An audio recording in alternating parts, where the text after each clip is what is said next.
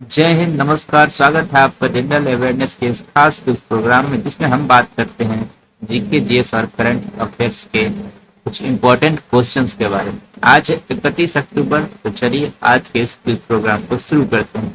आज का पहला प्रश्न है, देश में सबसे ऊंचे राष्ट्रीय ध्वज का उद्घाटन कहाँ किया गया है? आपके ऑप्शंस है, option A Punjab, option B Rajasthan, option C Gujarat, option D Jammu Kashmir. इस प्रश्न का सही उत्तर हो जाएगा ऑप्शन ए पंजाब।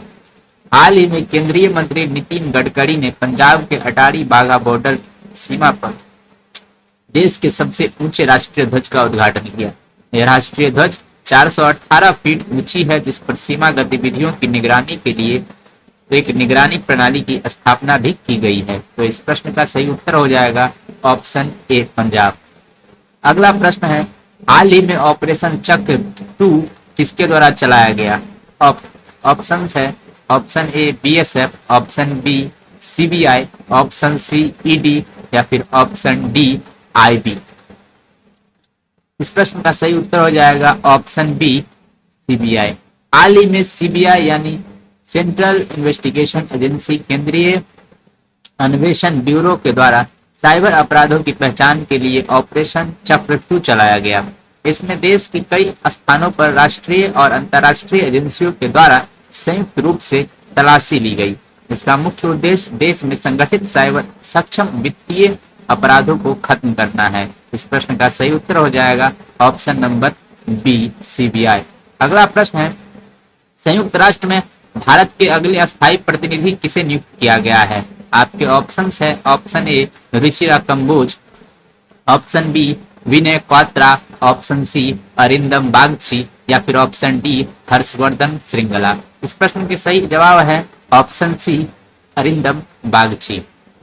हाल ही में अरिंदम बागची को संयुक्त राष्ट्र में भारत के अगले अस्थायी प्रतिनिधि के रूप में नियुक्त किया गया है। अरिंदम बागची 1995 बैच के आईएफएस अधिकारी हैं और वर्तमान में विदेश मंत्रालय के प्रवक्ता हैं। आपको बता दें, वर्तमान में संयुक्त राष्ट्र में भारत के अस्थायी प्रतिनिधि के तौर पर रुचिरा कंबोज कार्य कर रही है। तो इस प्रश्न का सही उत्तर हो जाएगा ऑप्शन सी अरिंदम बागची।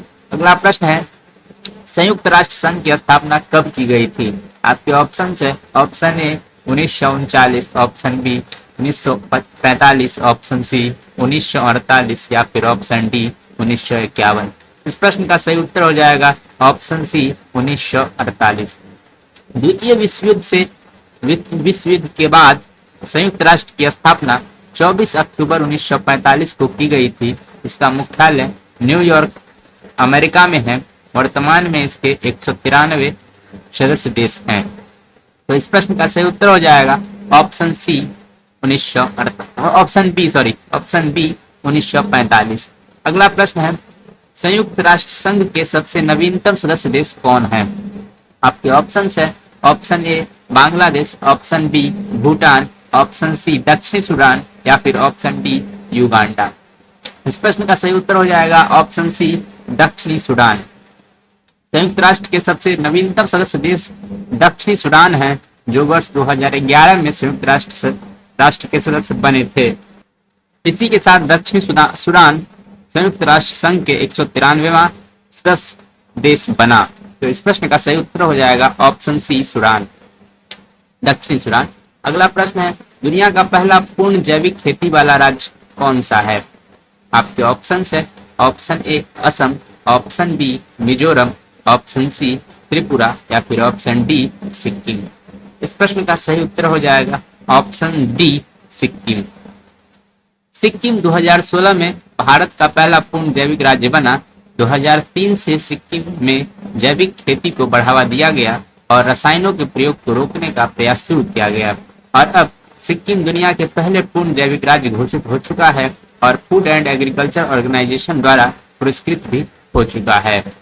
तो इस प्रश्न का सही उत्तर हो जाएगा ऑप्शन नंबर डी सिक्किम। अगला प्रश्न है, हाल ही में किस राज्य में काटी बिहू या काती बिहू त्योहार मनाया गया है? आपके ऑप्शन है, option A Assam, option B Meghalaya, option C Tripura या फिर ऑप्शन डी मिजोरम। इस प्रश्न का सही उत्तर हो जाएगा ऑप्शन ए असम। हाल ही में किस हाल ही में असम में काती बिहू त्योहार मनाया गया है। असम में बिहू त्योहार को वर्ष में 3 बार मनाया जाता है। पहला जनवरी महीने के मध्य में मनाया जाता है, जिसे हम भोगाली बिहू या माघ बिहू कहते हैं। दूसरा, अप्रैल के मध्य में बोहाग बिहू मनाया जाता है, जो रोंगाली बिहू के नाम से भी प्रचलित है। तीसरी और इसे कंगाली बिहू या काती बिहू कहा जाता है। तो इस प्रश्न का सही उत्तर हो जाएगा ऑप्शन ए, असम। अगला प्रश्न है, विश्व का सबसे बड़ा नदी द्वीप कौन सा है? ऑप्शन ए व्हीलर द्वीप, ऑप्शन बी श्रीरंगम द्वीप, ऑप्शन सी मांजुली द्वीप या फिर ऑप्शन डी भवानी द्वीप। इस प्रश्न का सही उत्तर हो जाएगा ऑप्शन सी मांजुली द्वीप। मांजुली द्वीप असम में ब्रह्मपुत्र नदी पर है। इसे Guinness book of world record में विश्व का सबसे बड़ा नदी द्वीप नामित किया गया है। तो इस प्रश्न का सही उत्तर हो जाएगा ऑप्शन सी मांजुली द्वीप। अगला प्रश्न है, हाल ही में जारी वैश्विक पेंशन सूचकांक 2023 में कौन सा देश शीर्ष पर रहा? आपके ऑप्शंस है, option A Netherland, option B Norway, option C Finland या फिर ऑप्शन डी अर्जेंटीना। इस प्रश्न का सही उत्तर हो जाएगा ऑप्शन ए नीदरलैंड। हाल ही में जारी वैश्विक पेंशन सूचकांक 2023 में नीदरलैंड शीर्ष स्थान पर रहा है, वहीं भारत का स्थान 45वां रहा है। तो इस प्रश्न का सही उत्तर हो जाएगा ऑप्शन ए नीदरलैंड। अगला प्रश्न है, विश्व सांख्यिकी दिवस कब मनाया जाता है? आपके ऑप्शंस है, option A 19 October, option B 20 October, option C 21 October या फिर ऑप्शन डी 22 अक्टूबर। इस प्रश्न का सही उत्तर हो जाएगा ऑप्शन बी 20 अक्टूबर।